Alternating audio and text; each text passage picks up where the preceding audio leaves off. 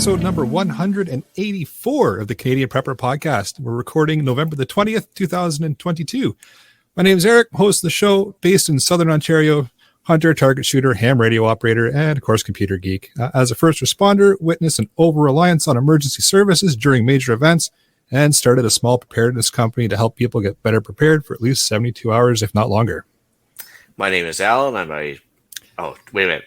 This week, my name is Ian.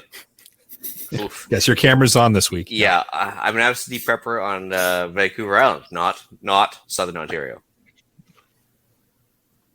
Mm-hmm. Are you in Southern Ontario right now? No. Are you sure? Okay. I'm sure Jeff. about I'm that, based Alan? in Central Ontario. I'm a target shooter, ham radio operator, general overall handyman, and weather nerd. I'm Greg. I'm in Southeast Georgia, former U.S. Army infantryman, whiskey enthusiast. My name is Pierre. I'm a tactical beard owner. I make t-shirts. I don't like government, and I like whiskey. And if you want to help to support the show and keep the Canadian Preppr Podcast on the air, buy some swag. We have both the Canadian Preppr Podcast t-shirt and the Tactical Velcro patch. You can find them both at prepperpodcast.ca. All proceeds help keep the lights on and the backup generator fueled. If you're enjoying the show, please take a few minutes, like us on Facebook, and submit a review on iTunes. Also, we want your feedback. Your hate or suggestions only make us stronger. You can email us at feedback@prepperpodcast.ca. All right, so we've got some festive content for you in this episode. I'm going to start off, as usual, with some recent news articles. Then we're going to update you on our personal preps. Then we're going to get into the main topic, Christmas gift ideas for your special prepper. Let's move into the news, shall we? All right. Are you getting an echo on your microphone too? Nope. No? Oh, all right. Well, this is my bad internet then. Out here on Vancouver Island, not Southern Ontario.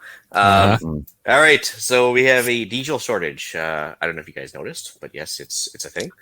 And because of the diesel shortage, the price has gone up. And lo and behold, the Calgary Herald tells us that it's going to put pressure on cost of living and make everything more expensive. Who would have seen that coming? Wait a minute. No. Well,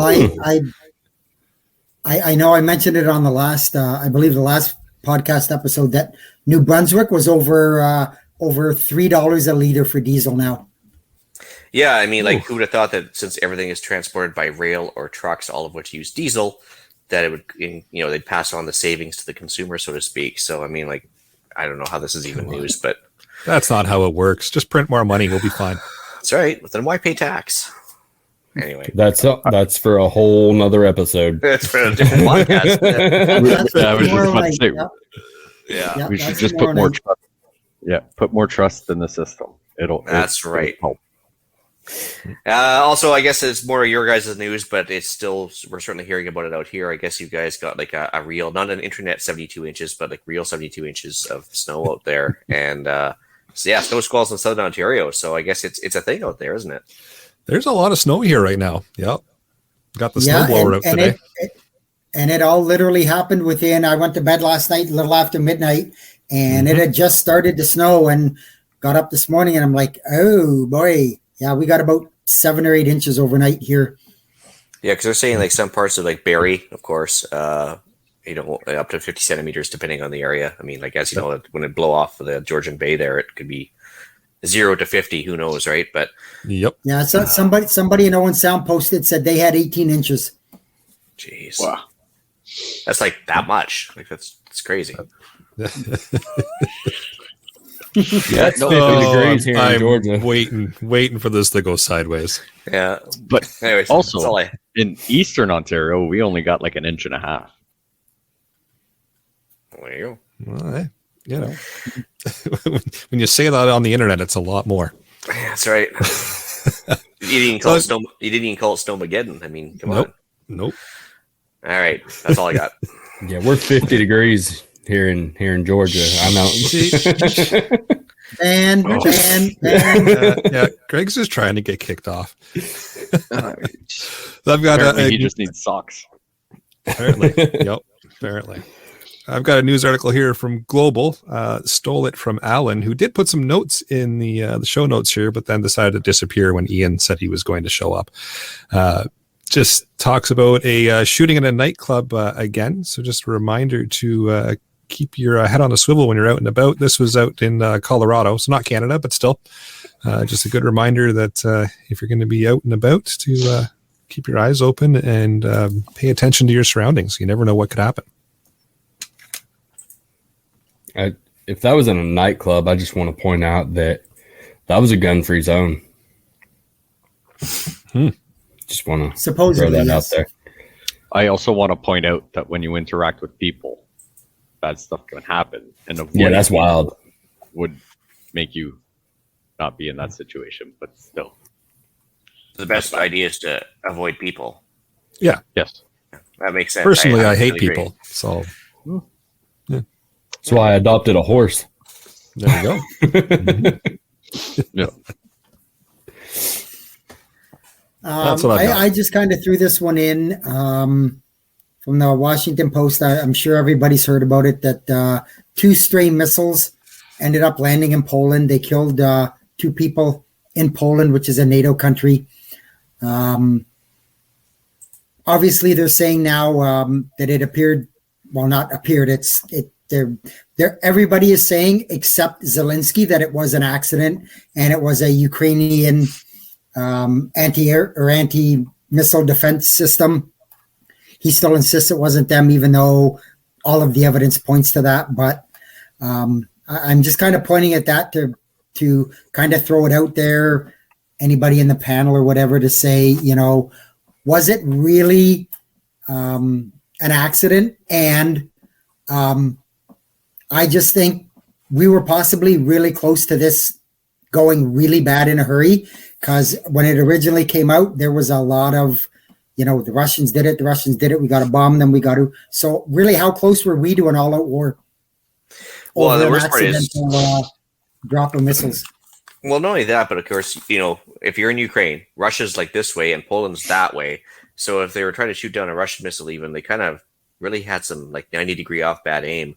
And the grown-ups in the room, of course, de-escalated right away and said, no, it's okay. It was an accidental. It was a Ukrainian thing. Let's just all calm down. And there's Zelensky still going, no, it was definitely the Russians. We need to amp things up a bit. It's like, what, dude? What are you doing? I don't know. He's just bound and determined to take this to level 11 Spinal Tap. Well, and one of the other things that I tried to find the ad or the thing, and I couldn't find it, but kind of basically the U.S. is sort of saying, yeah, we're starting to run out of stuff to give to Ukraine. Well, wait a minute, then aren't you supposed to be able to protect yourself and have enough stuff to defend yourself from, if you're giving everything away, how you defend yourself? Yeah, so I don't know, Greg, would you know better? I actually got in trouble when I was still enlisted for my comments, because the National Guard from my hometown in Newport, Vermont, they had sent they were sending over ACHs, they were sending over, body armor, they were sending over all kinds of stuff, and from the police department, from the National Guard, and I'm like, listen, why?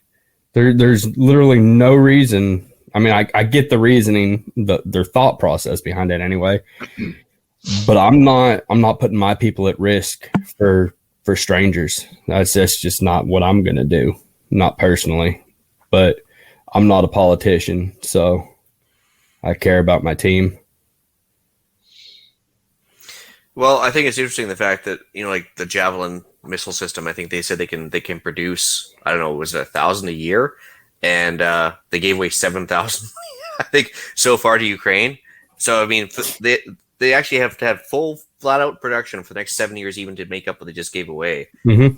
So, I can understand if you're, giving them away at your production rate or something to not deplete your own resources or whatever. But now they're, giving away, the next bunch of years in production for all sorts of stuff, like 155 howitzer shells and everything else. They're, just drained everything. I was like, what are you doing? It's just a dumb move. Yeah, and I mean, I can understand, if you're looking at it yeah, that's your allies and everything. I'm not giving them javelins. Like, you need small arms, brother. We got a surplus of M4s. All right, that's what I can give you.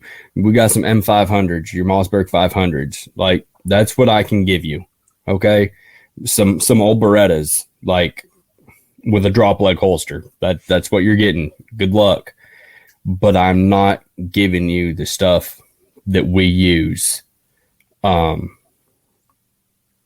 mean, best of luck. Like, but no, I'm not depleting my resources for your fight. I mean, yeah, but then on the flip side, I think Ian was just going to say the exact comment that Rods of God there said is, isn't this a way to contain the war within Ukraine instead of having it spreading out and becoming much more of a problem? But at that point, you're also, if it does go sideways and it does go outside of that containment area that you're planning, and you've depleted most of your stock, you're leaving yourself. Well, so now vulnerable. China's still fully armed. They want Taiwan, and now the U.S. doesn't have any extra bullets left. So, you're just begging for them to escalate at that point. Yep. Yeah. So, and anyways, I just put it out there for thought that, like I said, I think we were much closer to a much more bigger conflict than we needed to be. And who knows if somebody would have pushed the button and 2 days later they said, "Oh, it was just an accident." Yeah. Boys are face red. Now. Yeah. Yeah. Yeah. Anyway.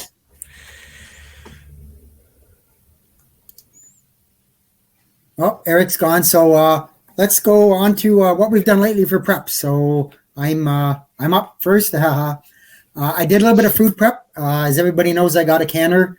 So I tested it out, did a couple small test cans or jars and whatever, and everything seemed to work out. So knock on wood, I'll start doing a bit more canning, see what I can do and not cause botulism and kill myself and whatever. And I did a bit more work on my Faraday box that I've been seriously lagging on, and I'm hoping to kind of have that wrapped up and put into the garage and ready to go, hopefully by the end of the month if I can. Right. I think I'm back. My internet completely bogged out there. You are back. We hear you. Excellent. Good. Guess we're at preps, I take it? For you, Yes. actually. Excellent. For you, Cool. actually, Perfect time to come back. Look at that. So, funnily enough, with the internet disappearing there on me, added to my cybersecurity, deployed YubiKeys into everything. So these little guys here. So got those all rolled out and set up for the most part. You might want to look at those, Pierre, because I know that cyber episode freaked you out. Yeah, but I'm even more confused at this key. Okay, no, we'll talk after. Yeah, we'll talk You after. can go on the whole side. Yeah, we'll talk after. Oh yeah. Moved password managers, so moved over to Bitwarden. I think I talked about that as well. So from LastPass over to Bitwarden, and it started to do a yearly password rotation for all the sites that I use. On the ham radio nerd side of things, activated a Parks on the Air park that had never had an activation before. So an activation is going out to a park on the list of parks and getting at least 10 contacts with your radio. So I was able to get that done. Furthest distance I got was Spain. So I was pretty happy with that. And literally all it was a wire thrown up in a tree. I did it really, really quick because I just wanted to get in, get the park activated and get out. So yeah, I was pretty happy. Where was the that. park, Eric? So just on the side of Highway 11 in by South River. So it was Park Victor Echo 1489. So it literally butts up against the west side of the park, butts up against Highway 11. So I was able to just pull off I know, right? So I was able to just pull off the highway there and throw the antenna up in the tree, and away we go. So that was pretty good.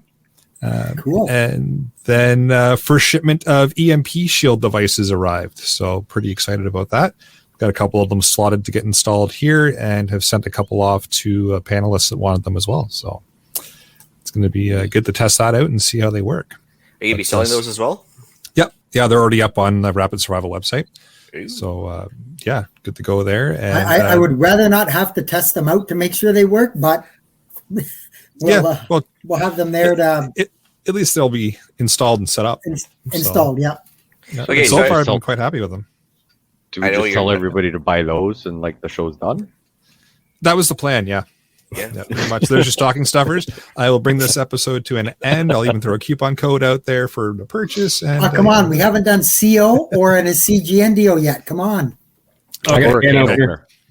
I'll hold off then. I'll hold You off. didn't give me a chance to talk yet. That's why. Actually, I have a ham radio question, Eric. Oh, all right. Oh. Let's go. Yeah. So the Parks on the Air thing. How do you guys actually designate like the identifier for a park, and what's the end game with this Parks on the Air thing? Is like, are you just trying to make contests? Is there some sort of contest involved, or how does this work? Okay, so Parks on the Air, they designate the different parks. So in the States, it's usually a state or like a federal park. In Canada, most of them are all provincial parks. They're all designated by a mapping team that's run, it's all a volunteer process. Okay. So there's volunteer folks at Parks on the Air that will map out what parks are in the area that they want to put in the system. And then you log into parksontheair.com, make an account, and then you can see all the different parks in and around your area. You can pull up a map and go anywhere you want in the world and see where the parks are. And then it's up to you to see, okay, for example, the VE1489 that I just activated. I had to go to Parks Ontario, see where the boundary lines are for that park. And then I have to ensure that I am myself and all my radio equipment are completely within the bounds of that park, and then set up your radio and then make as many contacts as you can. Minimum requirement to actually activate the park is 10. And then above and beyond that is bonus. And then within that Parks on the Air website, there's a whole bunch of different awards and things that you can receive for doing various things. So it's it all depends on what you kind of want to do with it. So now I have more questions because I'm more confused. Okay, this seems to be a simple thing to do. Confuse you. No, that it is. does. It does. Yeah, no, it is. No, it is. Yeah, no, we'll talk after. But yeah, okay. Yeah. Okay, cool. No, I just wanted to get the basic thing of it because, like, I mean, I just never understood the purpose or the, I guess, enthusiasm for it. The purpose is to get definitely nerds a nerd outside into the park. Well, it's important to get out of your basement and put down the Xbox, Yes. but Yes. So another thing, though, also is for the POTA, the Parks on the Air, there's also the SOTA, SOTA, Right. which is Summits on the Air, which I'm guessing is pretty much the same exact thing. Yep. But you're just going on summits. Exactly. So that's going to be kind of what I'm also doing when I go on that hike next year. I'm going to try to activate as much as I can or make as many contacts as I can on the side trails and everything of the long trail. I mean, I've got 273 miles to go, so I figured 10 to 20 minutes per each side trail shouldn't might set me even back count too as much. Might even count as a POTA as well. A lot of main trails Yeah. are parks as well. So. Yeah. And so if you really want to throw in the mix, there's IOTA as well, which is Islands on the Air. Ooh, There's all kinds of them. Yeah. yeah, See, I didn't know about One's that video one. game. yeah. So there's only like 30,000 around me. It was kind of like Georgian Bay, same idea, but yeah, actually, that's interesting because I've had someone on the air contact, and I had no idea what he was talking about when he first started talking to me. I was like, okay, cool. Anyway. That's how I got in the Parks on the Air. I had a contact with somebody calling CQ Parks on the Air. I'm like, I got no idea what this guy's talking about, but hey, I'll answer his call. And then I got talking, and then told me about it. I was like, oh, okay. So I just then I kind of got got invited out to Fort McAllister here in Georgia, and with a friend of mine. So me and my wife showed up with our dog, and next thing I know, he's like, "Yeah, go ahead and get your license." I was like, "All right," and then I found myself putting a radio that I didn't know how to operate in my truck. So there was that. and that's how you start. Yeah. Yes. All right. As for myself, despite my absence for 7 or 8 weeks now. Sorry, who are you? Yeah, almost laughably nothing done on preparedness, which really makes me kind of angry. So I've had to limit myself because I've been away from home a lot to price shopping online. When I was home, I was able to burn off all the summer wood waste now that it started to rain again, and I wasn't going to burn down the entire forest. trying to do some online learning actually about with either the Smoking Ape, Josh and Leah there from Ham Radio Crash Course, or a couple of other ones like what's that KOG anyway, KE6OG, whatever the Ask Dave. Ask Dave. Yep. Yeah. Anyways, I've been doing a lot of that just because there's so many aspects to it that you got to learn, and that's like Josh was saying, it's one of the hardest thing to learn versus how to shoot a gun, which you can learn in 15 minutes, right? So anyway, so other than that, just did some I guess Mylar rice business about a few weeks ago, I think that was, and then as I mentioned to the guys here before the show, I just had to ship a car to Ontario. Unfortunately, they would not let me leave a bunch of stuff in it, so I was limited to emergency equipment, which still not as much as I would have liked. But basically, I have to re-outfit the car when I get to Ontario, so I've been kind of trying to source all that stuff. But that's pretty much it for me. So for me, I did a little bit of more like food stocking, ammo, of course. Really been focusing on more skill development. With just knife making, knife scales, leather work. Did a little bit of vehicle maintenance and been working on my truck loadout. Started messing with my ham radio after having a few issues. Not quite sure 100% what's going on with it, but hopefully we'll be able to get that figured out pretty soon. So that's really all I've done. There you go. We did a little bit of food rotation and stock up storage. We finally got the camper stored away, thankfully, before the snow. We're doing house cleanup because we have to find all our winter clothes. So finding all that stuff. That was about it. I was out of town a lot last week and crazy hours training with new people at work and everything. So wasn't home often, but we got a little bit of it done. With the camper, do you have that like stored on the property, or is it somewhere else? It's somewhere else. I mean, it's like 11 kilometers from the house. Yeah. But yeah, we figured like before the snow shows up, and it was in our driveway. So I'm like, yeah, let's get it out before we get like, for example, the snowfall that just happened in the Toronto area. Didn't want it to be stuck here for the winter and then vehicles on the road, and then we're getting tickets or whatever. So yeah, we got it stowed away last week, which also led to another prep. I had to buy more tools because I was an idiot and left the tools on the back of my truck and they disappeared. Oh, that's the worst. But yeah, which again reminds you that you should not leave your property, because if you do, you're going to run into people who are generally shitty people, and they're going to steal stuff. But it was also sort of early on a Sunday, and when we moved it, but yeah, just avoid people. And there may have been some remnants from the Saturday night before. Most likely. I don't know. Yeah, I don't think there's roving gangs of tool thieves just yet, so it's probably some opportunistic guys like, oh, look at that. Yeah, and it was a few hours between the time that, it was moved and the time where I was like, hey, where is that? So who knows where it is, and whoever grabbed it. The person that took it knows where it is. Yeah. Yep. And also, they didn't take that 3-amp battery I was worried about. No, they took the 6-amp battery. Well, of course. Which obviously costs like 3 times more. So I had to replace some tools. Three times more for only double the power. Yeah. Yeah. So that was another good prep. Well, all right.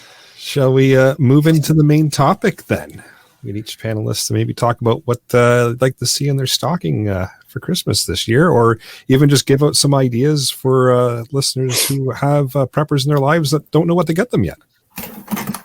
So the first one you had, Eric, I have a question about. Yeah, go for it. So Eric's first item here is a gasifier. Yes. We need to say it. We need someone else to say it, and then a third person, and then maybe Scott will. Gasifier? Yeah, gasifier. Okay. Gasifier. There you go. It didn't work. Yeah, no, Scott. We tried. So, we tried. First of all, how can you fit one of those in your stocking? Just out of curiosity. It's a big stocking. Big stocking. Oh, I was going to say, Get a bigger sock, buddy. I suppose anything will fit if you push hard enough, but this is true. Yeah. Yeah. Anyways, but or just get the gasifier's builder Bible there and put that in the stocking. There's a good idea. Yeah. So you've kind of put a gasifier in a stocking, at least instructions on how to make one. Actually, sorry, I know I haven't touched one, and I don't think you guys have really as well. But I wonder how small of a scale you could go on one of those. Like if you had like two tiny like a 30-pound propane tank on each side, and try to do it. How small you could actually get one of those. Well, if we had Scott on, I'm sure he could answer that for us. Oh, well. But he decided to ditch us. Maybe some feedback would be nice from Scott. Yeah, Anyway. would be good. Looks like someone's preps for next speaker has been selected. That's right. Mm-hmm. Yeah, so I've got on my list here as well, just shameless plug, EMP Shield, just because I'm excited about those showing up. So are these the plug-in ones that go into the cigarette lighter, or the? No, these are like the wired ones that go into your home electrical panel or your generator panel or your vehicle. So they don't. They're the, I guess, the competitor to EMP Doctor. Okay. So yeah. So they're a little bit of a different setup. They don't have, like, the vehicle one is the box that you wire into your battery in the car, but there's nothing to plug into the cigarette lighter like the EMP Doctor version, like the Trap. It's just installed to the battery and then grounded to the chassis of the vehicle. And then the other options they have are all wired into the electrical panels of, like I said, either your generator, your home, or wherever else you're going to install it. So... and then, of course, knives, more knives. Anybody mention knives yet? Anybody? Yeah. Well, I was going to mention anyway in mine, but yeah, the more I light my fire, and not that I think that more is the world's best or anything, but for the kids and stuff, if you want to give them a first knife, like I'm not saying this is the highest quality knife or whatever, but not only is it a decent knife for the money, but you get the little fire starter in the back of it that comes out, and so now you can release their inner pyro, which is nice, but also get them interested in the idea of having a backup fire starting source, and make them learn how to start a fire with the ferro rod that's built into it. So yeah, for I think the companion's what, $20, and the Light My Fire is about 35, something like that. Money well spent, and I think the kids have really enjoyed theirs. They've had theirs since they were like 8, and they still got them. So. Anyway. So funny I'm sure enough, we're going to go down a rabbit hole. Oh, go ahead here, and we'll do this. All right. So funny enough, I think it was last year, maybe a year and a half ago. I was walking through Cabela's one day, and they had a knife it was in a polymer steel or whatever. It has a fire starter, but it had paracord for most of the thing. So I bought it for the daughter because it was like $10, and we kind of forgot that we somehow gave it to her, and it ended up in her bedroom until one of my employees showed up on my front deck being like, I hit a turkey, here you go. So she came out and she was like, well, let's go skin it. And I was like, yeah, we should take that out of your room. But yeah, but yeah, no, like absolutely. Right. Like, she's shown that she's able to be responsible with it. She doesn't play with it, but she hasn't lost any fingers yet. So that's good. No, yep. Exactly. Right. So. I've got a question in the live chat in regards to knife sharpeners, which is also something that could be on your list there. But anybody have a favorite type of knife sharpener? Sorry, go ahead, Pierre. No, I got Lansky. Is it Lansky? Yeah. That fancy Lansky apparatus you put on it. Yeah, that's the fancy one that like I have for at home. Do everything before I go. That Lansky one. It keeps the angles the same all the time, which is nice because it's got like a guide rod system. And Lansky and Smith are the two big two. I think Smith's easier to find in Canada because, well, I guess we don't get the best of everything. And then, if you can find Lansky, great. But if not, the Smiths are pretty much available everywhere. But same idea, diamond sharpeners with guide rods. Yeah, I literally just use like wet sandpaper, like a higher grit. Definitely don't hit it with like a 40 or a 36 or nothing, like 400 and 600, just a little bit of water on it. And I mean, usually you're not going real deep, real hardcore. If you maintain it, you're not going to have to do that. Maybe run it across a strop after you use it and keep yourself from having to go hard on the sharpeners. But if you don't have the patience for it, just buy a Dremel. I got one of those right here. or a belt sander. Belt sander is just a quick zip on each side. Yeah. And done. Or just a new knife. No, that's too easy. And Joan does mention that girls don't get knives for Christmas, but they should. Well, that's what I bought my 2 girls for Christmas, was the Light My Fire. But honestly, yeah, I don't think knives are a domain of strictly dudes. It's the most useful tool I think ever invented by man. So I mean, I think everybody should at least have one on their person at all times. But I mean, at this point, it's one of the last things we can still buy. yeah, exactly. I mean, I built this rifle here behind me with the leather sling. I did that one for my wife. That was her Christmas present last year. But so she's not wrong. You didn't give her a knife. You gave her a gun, not a knife. Yep. Honestly, I don't know if I got her one last year or not. Well, That's a good question. I should ask her. oh boy, that's the last time we saw Greg. Yeah. Next up on the list, seeds. Easy to fit in the stocking. Yeah. Can never go wrong. Right. What kind of Especially with What type of seeds, Eric? Seeds that let you grow things, which I can't do. Yeah. I was going to say, You can't grow especially with stuff? the cost of food now and the whole, the government saying they want to cut back on the fertilization and all that stuff. I think personally, growing your own food is going to be the way to go in the very, very short future. Yeah. Well, interestingly enough, of all the shortages to have, we've actually had a shortage of romaine lettuce here in the local Costco. Can't get it. Oh, you guys too? We had that a couple years ago. Yeah, and so I just bought romaine lettuce. Like, it cost me like $9. Today. yeah, well, I there's was like, none we're about to available stop here. eating salad. Yeah, like, Not a there's switch to spinach. not available here. Like, you actually like almost zero Well, greens available. I seen a post somewhere, and I can't remember where it was, but I mean it was a big case of romaine lettuce, but it was $139 for this case of romaine lettuce. Yeah, so That's crazy. That sounds like somebody's getting robbed. well, I mean, For the buy a- lettuce. buy a packet but buy a packet of seeds. A packet of seeds is like $1.50, and you'll get like at least 30 or 40 head out of that. So I mean, that, like Jeff was saying, that's just you can't beat those economics. So like, yeah, we've got a greenhouse all built up from last year here. That's going to be our lettuce production facility come springtime. Because I mean, it's just silly to spend the money like that on lettuce, which is insane.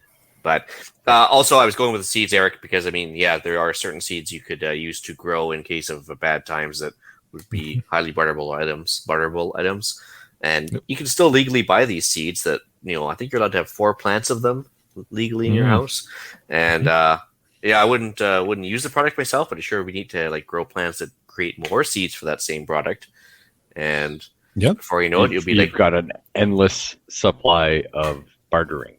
Yeah, because I mean, people that use this plant don't like that. The male the male version, I guess. No, the female version has whichever one. The one that doesn't create any product for them. The male, yes, The male. And so if male you're does. willing to have a couple males and a couple females on your property and create a bunch of seeds, and then people just enjoy the finished product, then you're actually like kind of like a garden king at that point. And You got to also be out of- talking about tomatoes. How did you know? Clearly. I mean, like the last few years, I mean, we purchased emergency seed packages that come vacuum sealed, everything wrapped up nicely or whatever. We bought the herb one and the garden one a few years ago, and they have gone up in price. But with how everything is going, I'm sure those seeds are going to skyrocket in the near future. So, like, I would put that at the top of the list for many things because they're going to be gold at some point. You're unfortunately probably not wrong. I think we set off some seed autism here. It's pretty good. Sounds like it. Yep. That's good. Moving along the list. No, actually, Joan mentions we got kale more, seeds okay. too. And kale seeds are interesting. Yeah, like she mentions, they like cool and cold weather. And there's certain vegetables, kale being one of them, that they actually like a frost or two before they actually get harvested because it actually strengthens up the flavor a bit. Richens. Yeah, so it does a decent job of it. So like they're late season vegetables for sure, and so you can plant them sooner, harvest them later. Good to know. Something to think about it. Yeah. Anyway, what else you got? Well, moving along here, I've got solar panels on the list. because what prepper doesn't need a good solar panel or 10? Yeah. The ones that are cheap. Well, is there such a thing? Yeah, there is actually. Yeah. Like, Yeah. if you go to Canadian Tire, I'm not saying buy those. I'm just saying if you go to Canadian Tire, you know they have those little special kits, like the Coleman kits and stuff. Yeah. They have like Mhm. a shitty charge controller and a shitty panel and everything else. They actually got an upgraded version of that at Costco that goes on sale every year, and it's like huge value for cash. And if you're only gonna have like one panel, and get your charge controllers from AliExpress, actually works better. But if you had like one panel, one battery, one charge controller. The Costco panels are actually really good price, and you get like 100 watts or something, right? And so as far as just charging your ham radios or your, anything else, your like USB chargeable flashlights or anything else like that, that's the way to go. Like totally. So like a solar panel, easy Christmas gift, $100, 150 maybe. You're on your way. So Nice. Nice. Well, what doesn't go well with a solar panel than batteries? It's next on the list. And Yeah. if you're looking for something light, a LifePo 4 or something like that, not too heavy. yeah, so I've heard of these. Are those the lithium-ion ones? Yeah. Fantastic. Aren't they a little I've got pricey? They can be. I've got a battery from EcoWorthy, so it's a Chinese-made battery, but it's the one I use for my Parks on the Air activation. So it's a 20 amp hour battery, light as can be, has worked flawless for me. It's been really, really good. So I've been quite happy with it. Okay, It was so that's about the one that 100 you can get, 100 like- and change. Like the crazy deep cycle, heavy duty, but like they're light compared to like car battery. Okay. Stupid I light. didn't know You the can't company. use them as a starting battery, so you can't put them in a car or anything like that. But No, but just you can use them storage for- wise, right? Like They- they're mostly they- deep cycles. They're similar to deep cycles, I guess. You could say, similar, like yeah. a lot of, you can yeah. you can draw them pretty Similar, much right yeah. down. I mean, the setup Eric's got, he's got it inside an ammo box. I was going to And say that they fit in an ammo can is my they- next they- one. Oh yeah, They fit in there's an ammo there's box? actually tons of room. and they're nice and light. And I mean, I know he says it gives 20 amp hours, but I mean, we were out with the ham radio and we were out there for a good 2 or 3 hours, and I don't think the voltage dropped maybe a half a volt, if that. Yep. Barely moved. okay. Can you send me or put a link up on the chat there if you don't mind? I sure can. Yeah, the company name's EcoWorthy. You can get them on Amazon, but I'll dig up a link here and I'll throw it in the live chat for everybody. And so far, their customer service has been fantastic as well. I buggered one up when I was making that that ammo can box. Negative the positive, positive the negative. Oops, battery went pop. I sent them a message and told them what happened. They're like, "Yeah, okay, no problem. New one's in the mail." Well, you said tell them because of the change. Did you in have to seasons send the here. old one? Nope. No, so you See, can bring they it just- somewhere and get like the deposit money back. So you like made $10. So there you go. You just got to tell them because of the change in seasons, you switch the polarity because Yeah. cooling to heating, right? Yeah, Yeah, that's exactly so it. just tell them you were used to Australia stuff where everything's back. Yeah, so, but yeah, they've been fantastic. So, Nice. what else is on the list here? Berkey filters for those of you that have Berkey systems. Why not Yeah. throw a set of black filters under the tree? Or Sawyer's if you want some Or portable. Sawyers, yeah, exactly. Yeah. Or life Yeah. straws. I mean, Or like straw, yeah. life straws are problematic for me because they're kind of girthy and my hands aren't big enough. But I know Alan seems to like them. I guess his hands can handle the extra girth. So I guess kind of I guess this direction. Yeah. So I heard he likes the life straws better, but I'm more of a Sawyer guy Okay, myself.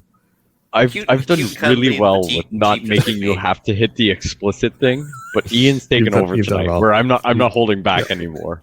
Okay. Fair game. Yep. Just be you now. Oh, jeez.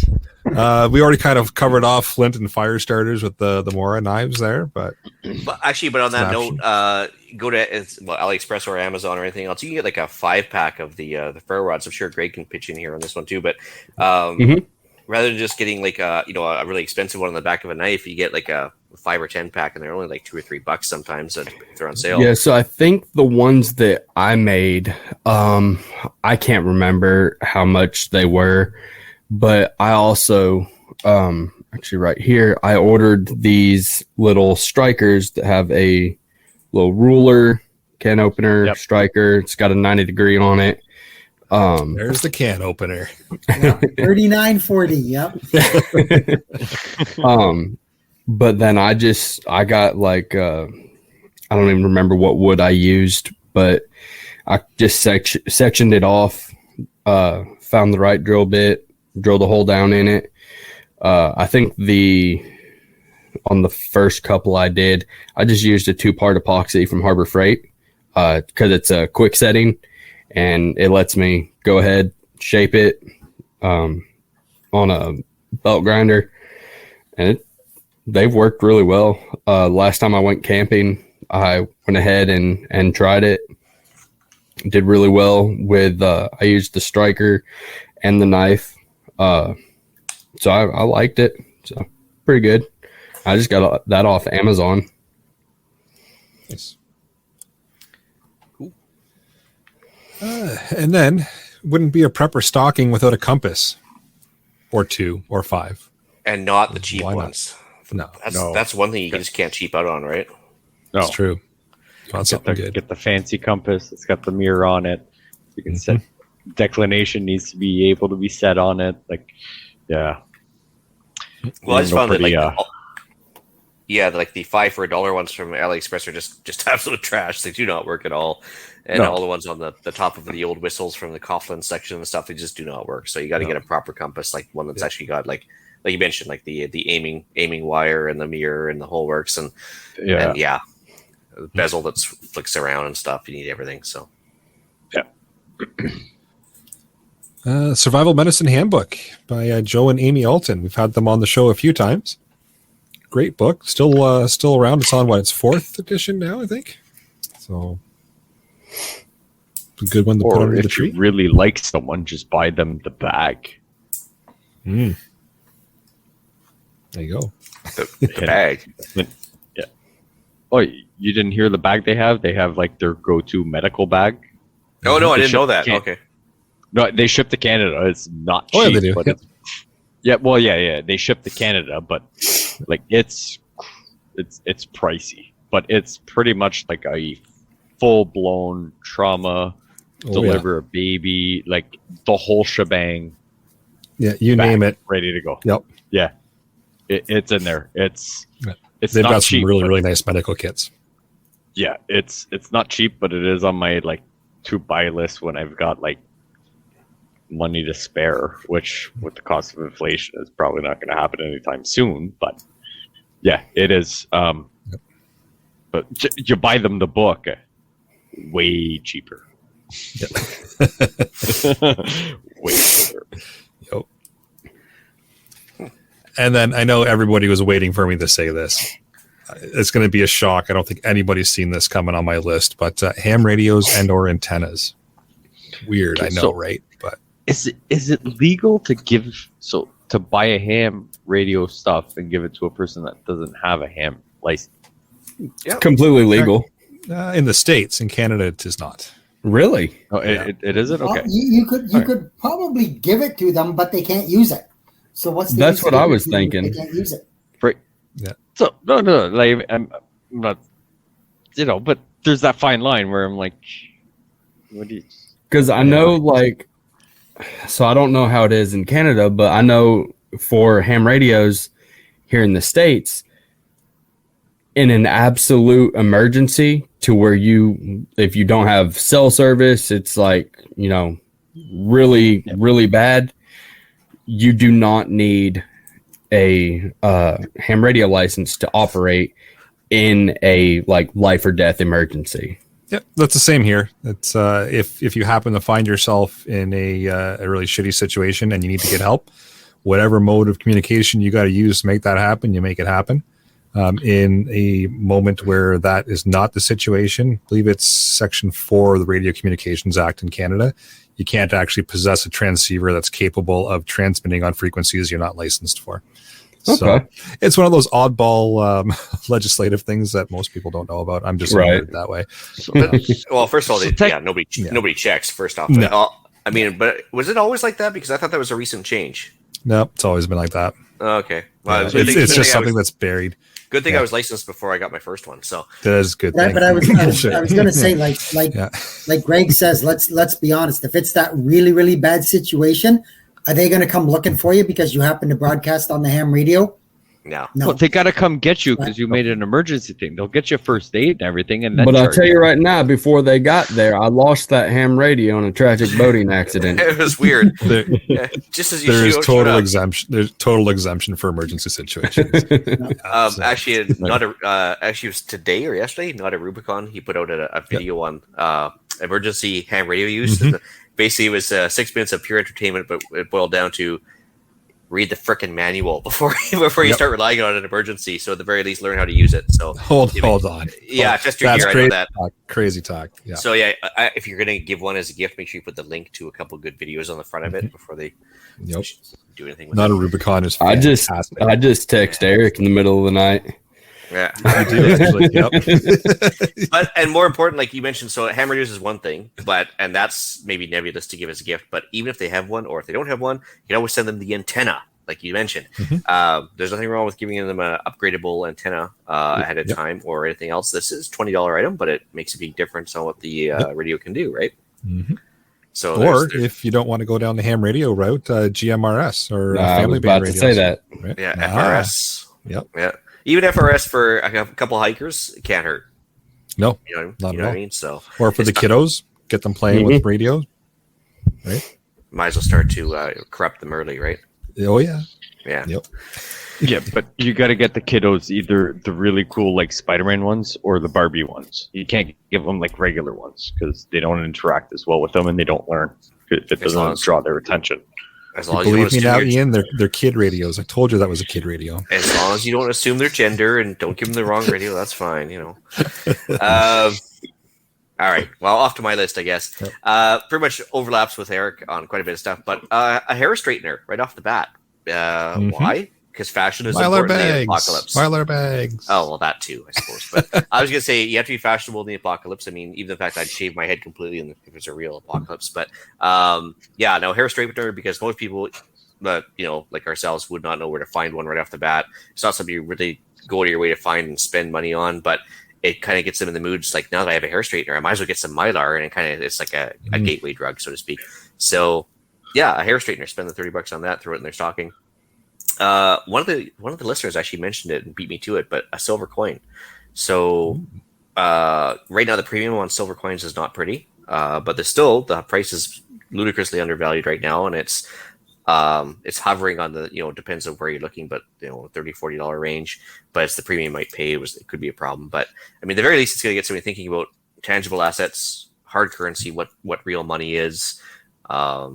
Preserving your wealth. It's all sorts of things to think about. Plus, it looks pretty too. But silver is way more undervalued than gold right now, so probably not a bad idea to grab one of those and throw it in somebody's stocking and just tell them that the deal is they can't spend it for 5 years, and hopefully they'll heed your advice and take it from there. Okay, But- so can we put the silver coin from the dollar store that has chocolate in it? Ooh, yes. I would go with the gold ones on that one because people are going to gravitate towards the gold first, and then keep the silver at the bottom, and they'll be like, "Oh, it's just silver, it's whatever." I'm just saying it's But- a cheaper option. It is a cheaper option. You get a lot of them too, right? You get a bag of gold. And guess what? 3 years from now, when the collapse happens, if you've got 20 pieces of chocolate, don't matter if it's expired to a certain person. Hello, morale booster. Well, seeing as that chocolate's probably 90% wax, it's going to be fine too. So it's going to be in good shape. It's going to be weatherproof, and Yeah. Keep them in your freezer until that time comes anyways. to go with Eric's idea of other like nonfiction books, but some fiction books for entertainment purposes. Maybe if they're prepper related, well, you can kind of get the mindset going or whatever. It's kind of like handing out an unsolicited Bible or something. Just here you go. You might want to be interested in this or something, but it might get people thinking about certain things.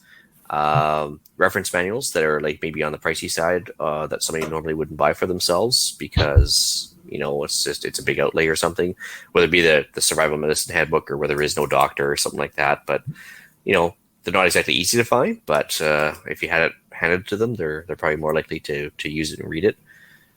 And I think that's the only thing I was going to mention. The go to Costco or not Costco, Cabela's, and get the go to the Coughlin's aisle there and look for all those like $1 to $5 items for the camping accessories, and whether it be the cheap can openers like Greg likes to talk about, or the mini first aid kits or anything else. It's just I don't know. Anything helps, right? For a stocking stuffer.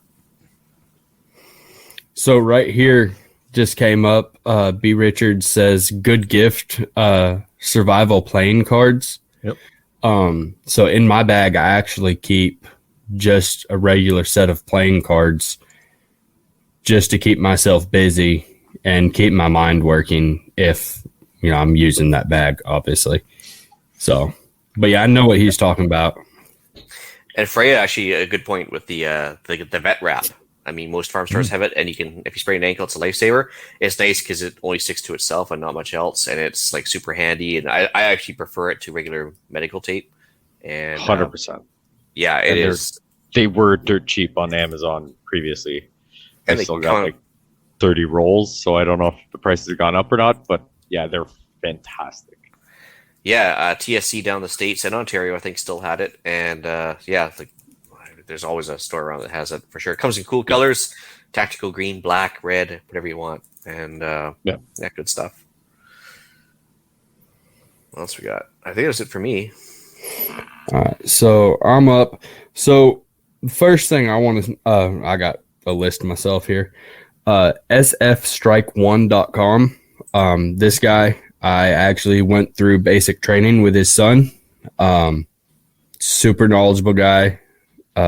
He is retired Marine Corps. Very outdoorsy, big bushcraft guy, survival guy. So his biggest thing is his ferro rods. Like we've talked a lot about those.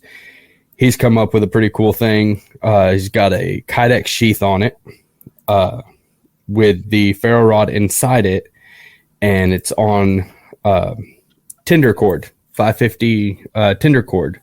So you've always got a little piece of tinder right there with you, and it's got a built-in striker on the end of it, so you don't have to worry about using your knife, anything like that, because your sheath is literally your striker as well. And it also has a safety breakaway on the back. So, if you're going through the woods, because you can wear it around your neck, it's not going to get caught. If it does, it's going to go ahead and pop loose. And he's also got the SF shovels. Anyone that doesn't know what SF is, Special Forces, they're sharpened on the edges. He said that when his dad first started making those, they would go out and throw them at trees and stick them into trees. So they're pretty kick-ass apparently. So I'm going to be getting both of those myself. Pretty excited about that. That will definitely be in my truck. So to kind of piggyback on what Mr. Eric said on the ham radio stuff, even if you don't know anything about ham radios, take the time and go out with your significant other and just go activate a park or a summit or anything like that.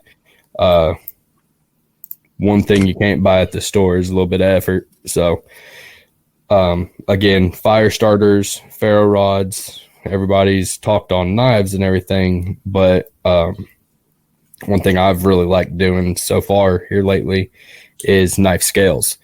I don't have a forge, so me and my wife actually spend a lot of time together making our own knife scales and stuff like that. So I think I've got like 4 guys that are over on base that now want to make their own knives.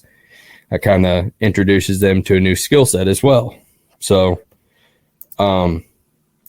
backpacking stuff like rucks. I like I don't know if I'm pronouncing it right. But the Teton Sports, they have a huge selection. They're very affordable. So if it's somebody like kind of getting into it, you're not gonna break the bank on that.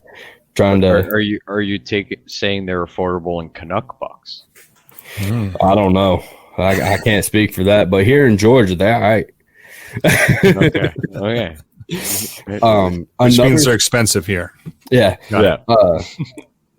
Another thing is poncho, like the Helicon Tex, or you can even get the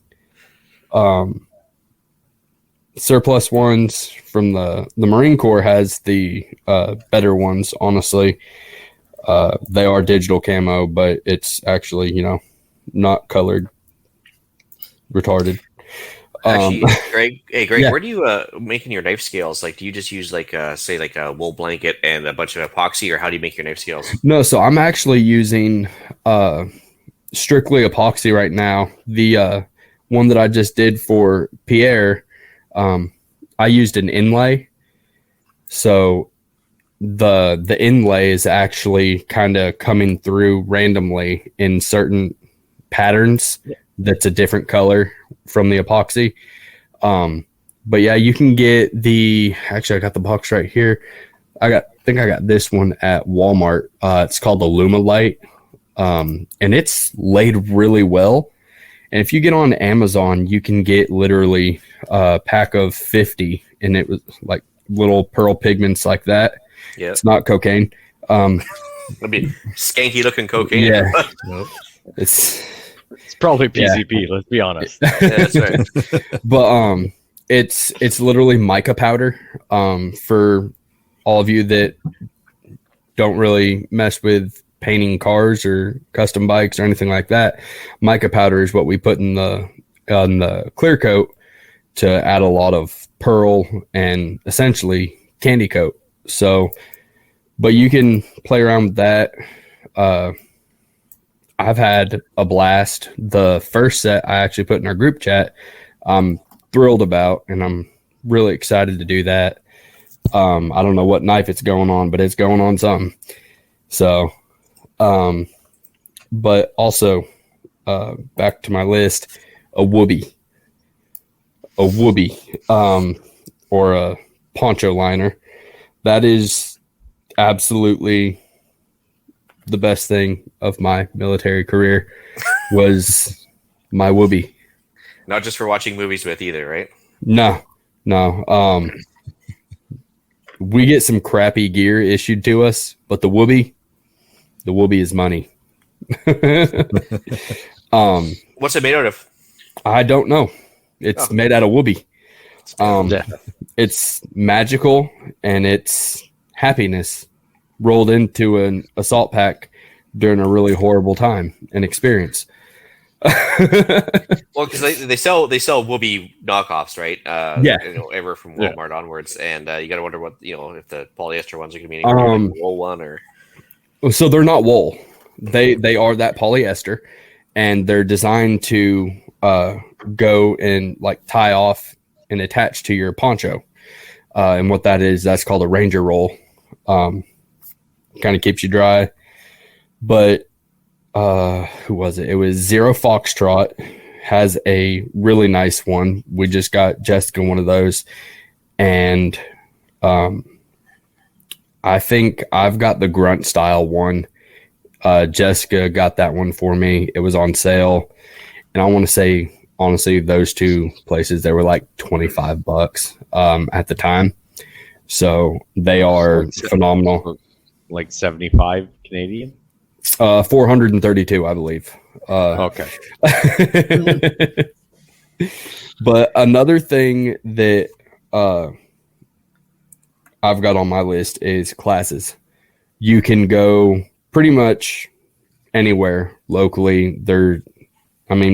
You've got teachers everywhere. You can go to a local fire department and find out about a stop the bleed class. Y'all had the what is it called? Hug-a-Tree? Is that what y'all said it was called? I mean, just things you can do together, They teach that course at the Brownies. I mean, sorry. Don't want to offend anybody. So I'm real big into like shopping local. I am. That's just me. I feel like when you shop local, with like leather goods, knives, stuff like that, you're talking and you're helping design it for somebody, so it makes it a little bit more special. So I like to do the like leather journals and stuff like that. My mom, she gets me one every year. And if you do that for somebody, then those medical books, those plant books, stuff like that, obviously you don't need to know everything. If you live in Toronto, you don't need to know what's going to be down here in South Georgia. That's something that gives you the opportunity to, one, study what's in your area and make notes of it, how to identify it. You can add pictures, stuff like that. And it lets you, really kind of learn together and also learn about what's in your area and make your own stuff. And that's going to be time pretty well spent. Another thing is, I know Bass Pro and Cabela's does it. When I worked at Cabela's back in 2017, I believe it was, we had what was called just a wish list, and people's husbands would go on the website and make their wish list. And I worked the optics counter and ammo, and I'd always have a wife come in at Christmas time or during a holiday or for a birthday or something like that. They'd give me their husband's name, and I could literally punch it in and be like, all right, here's his wish list, and here's where everything is located. And you can't screw that up. I mean, they're telling you what to get, and you pick something off that wish list, you're good to go. You can't go wrong there. Yeah. Kind of like a bridal registry for preppers. Yeah, exactly. I don't know how it is, in Canada, of course, but here in Georgia, Tennessee, anywhere in the South, you've always got somebody, making something out of leather. So to kind of piggyback off the journals, I'm going to say like a sling. You can kind of pick the different things you want put on there, the width, the kind of design of it. I've got one on that rifle hanging up, and that one's Jessica's. And after I got it, I was like, man, I need to get me one of those. I haven't done that yet. But, it wouldn't be a Canadian Prepper podcast episode unless I absolutely mentioned you can't go wrong with guns and ammo.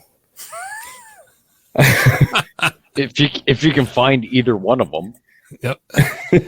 And this is the last episode you're going to see Greg on. But so An American import.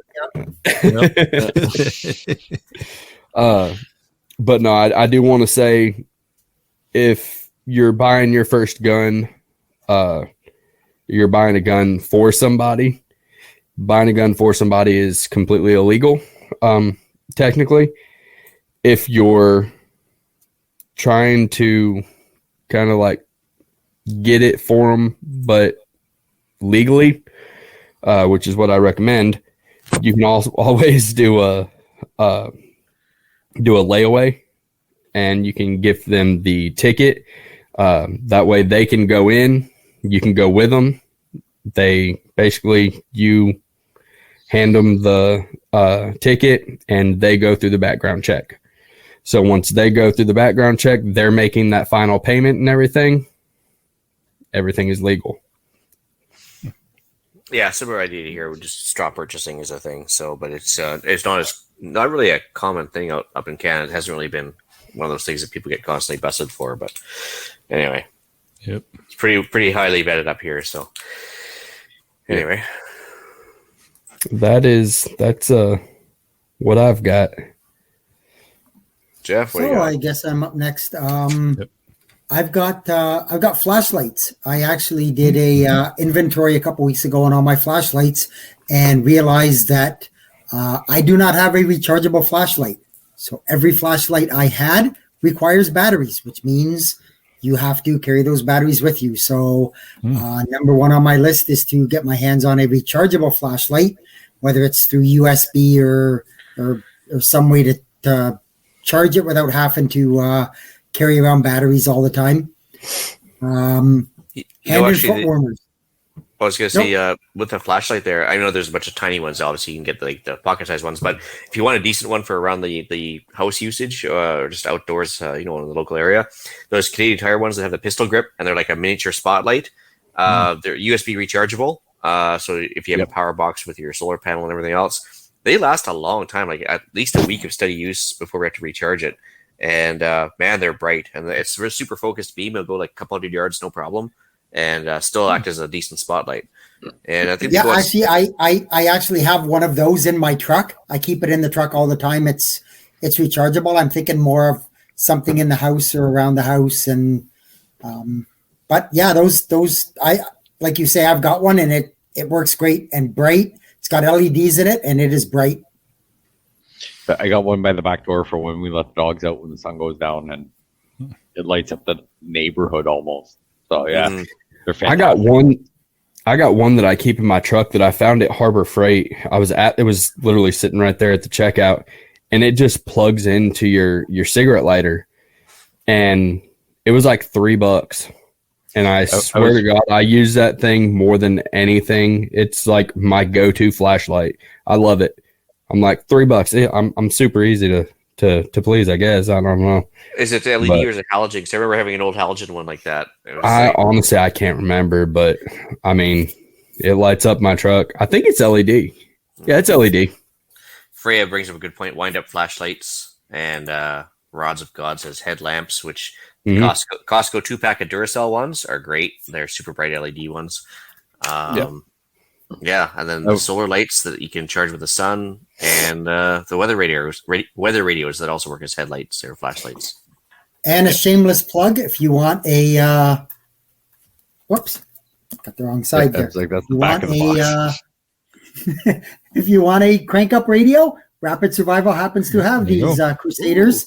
They're a crank up. They have a solar panel on them. They're AM/FM weather band radios. You can charge your phone off them, whatever. I've got one. I keep one actually, I think I've got two of them. I keep one in the house, and I've got one in my vehicle. So they happen to mention it. So there you go. That's what I've got. Nice. So yeah, I've got hand and foot warmers. Can't go wrong with those things. They do have an expiry date on them, so I usually buy a pack. I give one to my mom. I give one to my brother, and not that he travels that much, and he's in Toronto, so they don't get really that much adverse weather. But better safe than sorry. Some way water purification, whether it's tablets, a Life Straw, a Sawyer, Berkey, whatever. Some way of water purification. A vehicle ham radio. Not just the handheld one. I want to get one in my vehicle. That's on my list. It just hasn't happened financially yet, but I'll get there. And then the other thing I've got is some kind of a road safety kit. Throw in your vehicle, booster cables, a tow rope. You got your reflective triangles or warning lights. Work gloves, like they all mentioned in the chat there. Pardon? Mm-hmm. Work gloves. To protect your hands. Work gloves, anything. I think the one I've got just has. Actually, I don't have it. I gave it to my mom. It's got booster cables. It's got a tow rope. It's got the triangles. It may have gloves in it, and you never know when. I mean, let's face it. If you're doing a lot of driving, chances are eventually you're going to end up on the side of the road. And Murphy's Law is you're going to end up on the side of the road in the crappiest weather. So, the warning lights or the triangles, whether people pay attention to them or not, is another story. But better to have them than not have them. So, that's basically my list that I had there. And I mean, when I talk about a road safety kit, I mean, I'm talking about more than just that. I'm throwing in, have some water, have some snacks, have that other kind of stuff. But, So on top of that, you're talking about like road safety kits and stuff like that. there's always those like pre-made med kits and stuff like that, which are phenomenal. But sometimes you get a lot of stuff that you may not need, and you can personalize them. I found a video earlier this weekend. I want to say it was like Prep Medic or Prepper Medic, something like that. And he made his own for, he was just putting one in his bag for like trail running, and then he just vacuum sealed it. And then he took a pair of scissors and like barely slit each side so you wouldn't have to cut it open. And he taped his trauma shears to the outside. That kind of lets you personalize it a little bit more for each application, kind of like, truck or car, or, in your bag, a day hike, something like that. That would be a good thing as well. But those little slits makes it to where you can just tear it right open. It's pretty cool. And I mean, and Freya makes mention of it in the live chat there that, and I mean, I think we covered that, a lot of it when we were talking about, you change over from summer vehicle to winter vehicle and all that. Mm-hmm. But I have a plastic tote that's on the back seat of my truck, and I have a full change of clothes in there. I have extra boots, socks, believe it or not. Dry socks makes a world of difference. I've got a hat, gloves, mitts, a change, basically a change of wardrobe if I get wet. Yeah, I actually have the same thing with my little, I use the Christmas totes from Walmart whenever after season, they're, marked down and whatnot. And then I just got a piece of like thin rope that came with one of the little pop-up canopies that I got in the backyard. And I just tied a bowline in each end and then fed it through one of my anchor points for my ratchet straps, and then fed it through and put a carabiner on it so I could loop it back to itself. That way it wasn't like moving all around. If it slid to the back of the truck, and just grab that rope and pull it to me. So there's a legit, really good idea of thrifted gardening books. Make great gifts on the cheap. So if you go to the thrift store and pick up old gardening books, there's no shortage of those in the thrift store. I know that. Yep, that's a good one. And like I said earlier, gardening is going to be the way to save your life probably in a few years from now. Yep. You don't want to go on the Venezuela diet? No. Yeah, the average Venezuelan's down 30 pounds right now. Wow. I might need to get that. Yeah. Yeah, not by choice. I'm just saying. I can't afford to get that. All right, we get it. You're thin. Yeah. So I've got things here on, depending on the person you want to get the preps for, make sure they're useful. If the person doesn't like going outside unless they do ham radio stuff, might not be the best to get him a bunch of camping supplies. But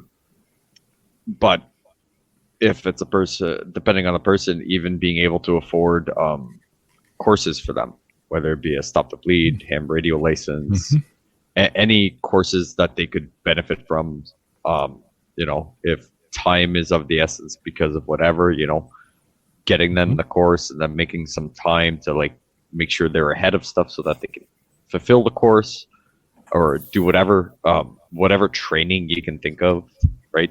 A lot of people have the time and everything, but may not have the funds, but the $150 for a course. So anything training, if your prepper friend is a ginger, you can get him a soul on wayfair.com. We'll just take yours. We'll just take yours. To be fair, Pierre, I think you can only get small children on wayfair.com, hidden in cabinets. I don't think you can actually get just a straight soul. It's technically still a soul. But, right, but depending on the person, if you've got an avid outdoorsman, I know Mel got a bunch of us some Preppr cord or paracord, but I guess you could say it's the fancier one. On the inside, it's got an actual fishing line. It's got the fire starter one. Get it on Amazon. She also got me. It's Titan cord, is what it's called. Okay, yeah, that's the company that makes it. oh, well, this one's probably a knockoff or whatever. But she also bought me a small stove that fits in something very, very small. So it folds out. It's got a base on the bottom. You can put wood in it, or put sterno cans. I've used it for bear hunting to, like, you know, get some molasses and brown sugar boiling. You know, anything book related for anything outdoors that you can keep yourself busy, whether it be survival books, anything on plants, herbalistic, anything like that. If you've got more of the ham radio guy, the finger light gloves. Have you guys seen those? You mean like mechanics gloves or something? Similar to mechanics gloves, but like you put them like on, pinch them together and whatnot. No, so they kind of fit weird on your hands, but on your thumb and your index, there's two lights. So as you're doing whatever, it literally lights up where your hands are compared to like having a headlight or whatever. Yeah, they're actually kind of cool. I don't know how durable they are or whatever. They're kind of cheap or whatever, but depending on, you know, your power's out and you got to go do something, or you got to find something, or you're doing renovations around your house, it gets light right where your fingertips are. If it's more of an indoor person, depending on your surroundings. So if the guy lives, you know, downtown Toronto on the 20th floor of an apartment building, you know, getting the person a water bob so they can fill up their bathtub. All that stuff. Supplies, obviously, can openers, spare 9-volt batteries for his CO detector.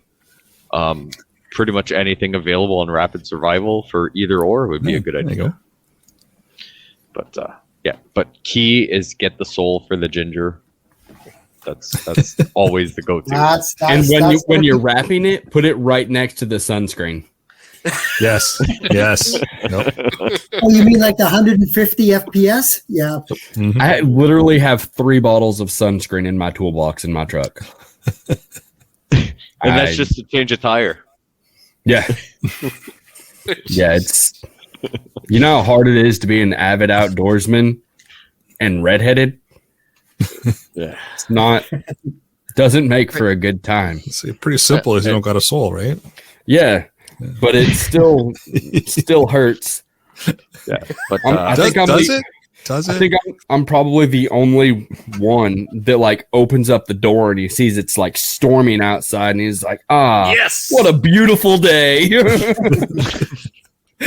But yeah, no, so my big thing is, you know, small little things, and the more training, you know, having a bunch of stuff is nice to have, but if you don't know how to use any of it, it's kind of useless. Pay for someone to get their first aid and CPR course. You can go a very long way compared to $1,000 worth of supplies if you don't know how to use it.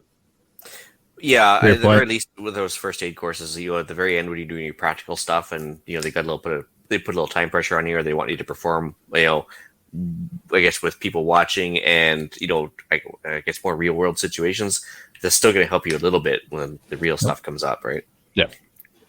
And it's funny when you're doing the small stuff, you don't realize how much you've actually done because you're not tackling the big thing. You're doing a little here, a little there, little, and all of a sudden you step back and you look at it, and it is the whole big thing that you've done, and you don't really think you've done it.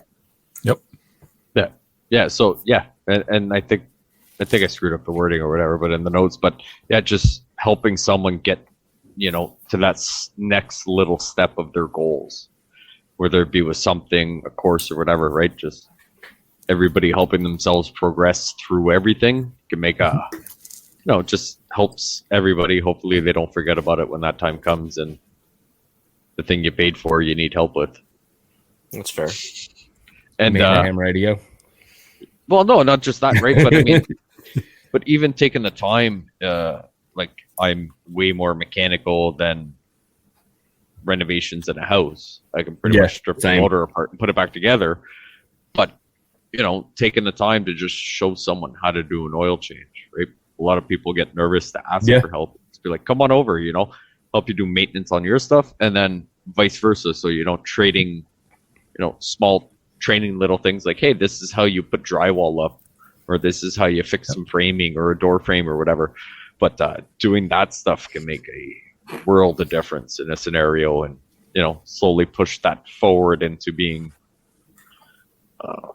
more Yeah, useful that's and less that's dependent.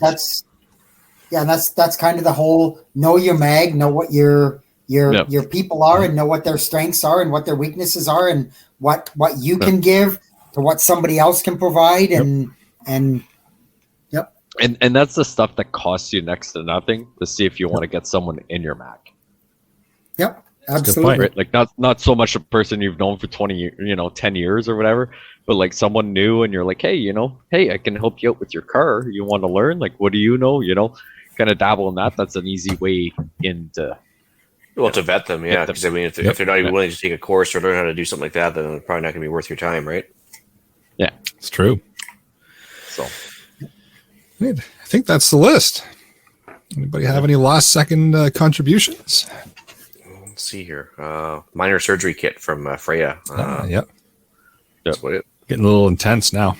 Yeah, that's getting to be big Christmas gift, especially if they don't know how to use it. But Or suture practice kits from B. Richards. It's a good idea. Yeah. I think you can grab those on Amazon, right? yeah, a little fake skin you can sit there and stitch with. That's on my to-buy list for sure. Cool. Well, with that, let's move into the podcast challenge. So your podcast challenge for episode 184 is send a gift to each of the panelists. only the ones on this show. That's yeah, right. the ones Yes. that showed up. Yeah, Yes. exactly. Or- in reality, find a Black Friday deal that's going to help enhance your preps in some way, shape, or form. Tons and tons of deals out there right now, so I'm sure you can find something. Yeah, Black Friday is coming up the 25th here, and I guess even like a lot of stores are starting to advertise their sales that don't go live until the 25th, but at least you can shop around now and see where the best deal is, so you can at 25th at midnight and 01, actually you can grab there's- them. Yeah, and I was going to say, actually, there's a lot of them that have their pre-Black Friday sales that are on now, and the deals are just as good. Yep. Yeah. All right. So upcoming events. I see you've got a whole list here, Ian, and I've got one. All right, so there's a theme here. So No. yeah, believe it or not, the reason I'm doing this is because gun shows for the uninitiated, I guess, are not just about guns. There's usually like a lot of good everything from pocket knives to camping gear to accessories to whatever, even old swords if that's what you're into. I mean, whatever.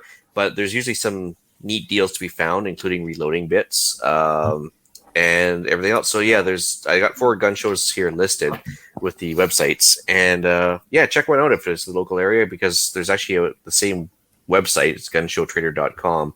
And they list all the gun shows going on in Canada on a monthly basis, which is kind of cool.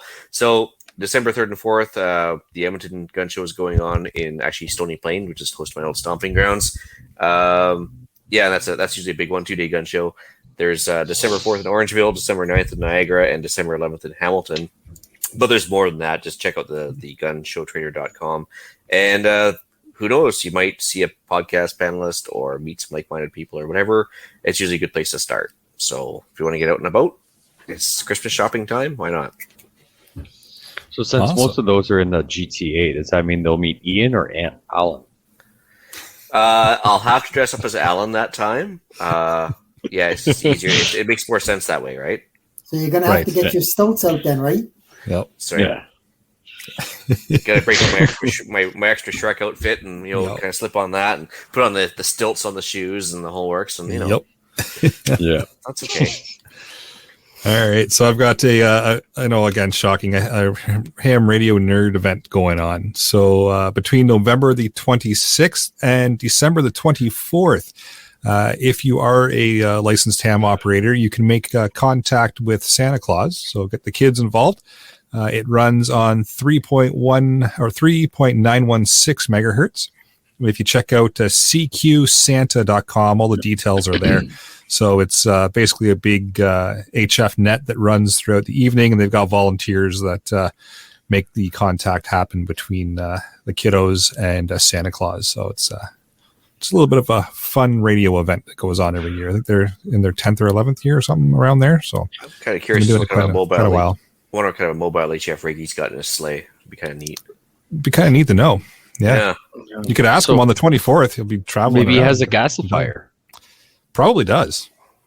How does he keep warm in the sleigh, right? Like, come on, Well, not only that, but So- animal cruelty and all that stuff, Does he have a so- CO detector in the sleigh, though? That's the question. So now curious. So if you can somehow get on the frequency of ham radio, but you don't transmit, it technically would be legal to listen, right? No, If you had technically- a piece of equipment that's receive only like a scanner and it could receive those frequencies, then yes. But if it's a ham radio, it's now a transceiver. it's now a transceiver. It's a problem. But you can still get a scanner from, well, maybe the source still has them. I don't know, somewhere. Who really sells scanners anymore? I don't know. Yeah, they're around. Mm. Or you could get like a shortwave radio or something. But there's options out there. Or, like I said, it's quite the obscure legislation that I talked about earlier. So you can buy a ham radio from Radio World. They're not checking to see if you're licensed or anything.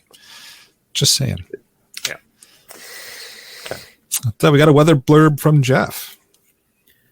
So, Ian had brought it up earlier about the snow squalls in Ontario. We certainly got snow. We didn't get anything nearly what they got in Western New York, specifically the Buffalo and surrounding area. They were hit with about a 3-day snow squall. There were several travel bans put in place as the roads quickly became impassable, but that didn't stop the idiots from driving. I was watching one of the Buffalo news stations, and they interviewed this lady who, nothing against the female, but they interviewed this lady who was stuck in the ditch, and she said that she had been driving around trying to find formula for her child, and had gotten stuck. Well, first of all, and of course, she was complaining because a bunch of the stores were closed. Duh. And you knew the snow was coming. Why were you not prepared? And then, of course, like a lot of people do, her last complaint was, I don't know where the first responders are to come and rescue me. Well, that's not their job to come and rescue stupidity. So, yes, I said that. Yeah, the tow truck had a 15 car wait list. It's like, no shit. Yeah. So it was a news crew that had come across her, and they kind of helped to dig her out, and I don't know what happened from there. But anyways, they got hammered. Orchard Park, New York, which is where actually the Buffalo Bills have their stadium. They recorded 77 inches of snow in a 48-hour period. So, we're talking internet inches or like real inches? That is real inches, buddy. So if it was internet inches, they'd be screwed. In Canadian terms, that was about 195 centimeters, which is about 6.5 feet. I know Alan mentioned on one of our chats that's how tall he is, and Ian's about 65 centimeters. So we'll something like that, yeah. Kind of cut it off in the middle. One of the small towns east of Watertown, New York. So Buffalo's kind of at the west end of Lake Erie. So they catch the fetch and that off of Lake Erie. Watertown, New York's on the east end of Lake Ontario. And one of the small towns just outside of Watertown called Natural Bridge, they got 72 inches. So again, they're pushing 6 feet of snow. So far, there's only been 2 deaths reported, and they were both from cardiac-related incidences of people shoveling snow. For those who may remember, there was the storm of 2014, which was very similar in nature to this. The beauty of this storm, if there is one, is that it's not expected to be a fast rise in temperature. Back in 2014, they got 5.5 feet of snow, and 3 days later it was 65 degrees, which caused numerous roof collapses from the weight of the wet snow. Back in 2014, 8 people died in their houses when the roofs collapsed. So, it's just, it's don't be scared, be prepared. There's no reason if, like that lady that was out there looking for formula the day after the storm, you should have been prepared for that. You should have been able, as we all say, when Eric says it in his preamble, to be able to hunker down and stay in your house for 72 hours and have everything you're going to need to be able to go. You know your kid needs food or needs formula. You're running low. Stock up. What's I'm just kind of at a loss of that, and so especially it's just easier. Anyways, that's my rant. Yeah, I hear you. All right, what do we got for deal of the week? All right, so starting, I believe, tomorrow, Cabela's has a 40% off sale for their tomahawks, machetes, throwing knives, S-wing, and Fiskars, axes, everything that, you kind of like close-range melee weapons. Still legal? Still legal, and incredibly discounted, especially the Fiskars, guaranteed for life type of thing. So sounds like great stocking stuffer. Yes, it does. So 40% off. I will throw the link right in the show or right in the chat as well. But yeah, awesome. They're advertising it already, so that's saying something. So keep an eye on that. Awesome. All right, let's move into shout-outs. All right, I got one for listener Mirko. So hope to hear back soon. But he's a local guy, and I just got a message from him. So yeah, we'll hopefully meet up for a chat sometime. Awesome. I got a quick shout-out to the last couple of people that have put in orders on the CPP website for shirts and or patches.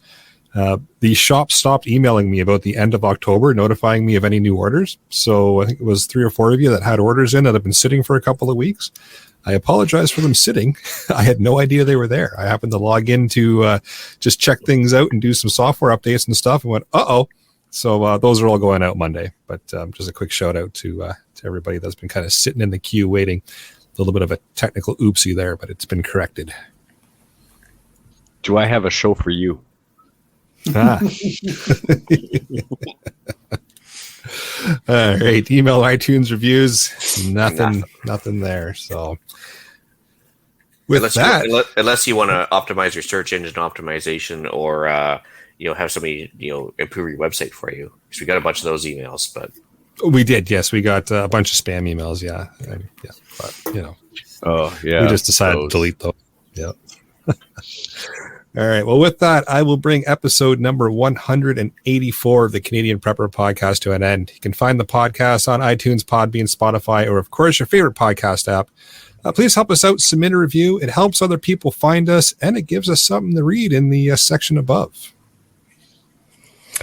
We record these shows live on Facebook and YouTube. If you want an early peek at the show, please subscribe to the YouTube channel, Canadian Prepper Podcast, and click the notification tab. That gives you alerts when we're going live. You can contact me at crossrifleranch@gmail.com. And if anybody's looking for me, you can email me at feedback@prepperpodcast.ca, or I am frequently on the Discord. You can find me at Off the Wall Customizing. I think we're on Tickety Talk and a few other things for that. I'm occasionally on the Discord, not as much as I would like, for the Prepper. And you can find me on the other CPP on Monday nights, where we get a little more spicy. Awesome. Is that possible? Easily. Yeah. Well, I just did a lot of hand motions. I didn't actually swear tonight, so it's good. Yeah, I was about to say, impressive. I didn't even say bad words tonight. Yeah, that's pretty good. You can reach Ian directly by emailing me at theislandretreat@gmail.com, and you can also find me with Pierre on Canadian Patriot Podcast as well, starting, I guess, tomorrow night. I should be back on that show. Because I'm not cool enough for Discord anymore, I am on the Gilded app for the OG CPP. Email if you want an invite. There you can find us discussing why government waste in society makes me go old school and decide to celebrate winter solstice instead. We could probably get you back on the Discord. You might know a few people. Well, do you know the man that banned me or something? I don't know. No, we've got an episode. You missed it. Yeah. It's all Cybersoft. We're good. We're good. Okay. All right. Please check out Rapid Survival at rapidsurvival.com. You can get me there on the live chat while buying some stuff for stockings. You can also email me at feedback@prepperpodcast.ca. Thanks for joining us this evening. Until next time, be prepared, stay safe, and keep learning.